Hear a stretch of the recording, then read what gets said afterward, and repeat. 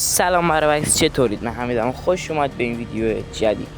برابکس امروز اومدم تو این ویدیو بهتون آموزش بدم که چجوری میتونید 117 متیک رایگان رو دریافت کنید. خب بریم سراغ آموزش. شما روی ایونت ها یعنی زیر ایونت ها رو میزنید و روی لاگین پس کلیک میکنید، یعنی دومی. بعد از اینکه وارد شدید شما با یک بخش روبرو میشید که 117 متیک و بقیه اسکین لژند و گان های متیک رو میتونید دریافت کنید.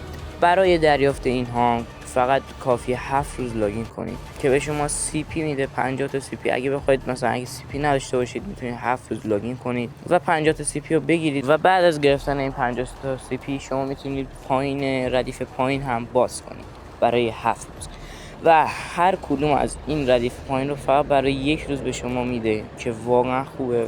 شما میتونید برای یک روز مثلا داشتن گان متیک و اسکین لژند رو تجربه کنید. خب برابکس رسیدیم به آخر ویدیو. مرسی که تا اینجا ویدیو همراه من بودید. حتما لایک و سابسکرایب فراموش نشه. تا ویدیو بعدی، فعلا.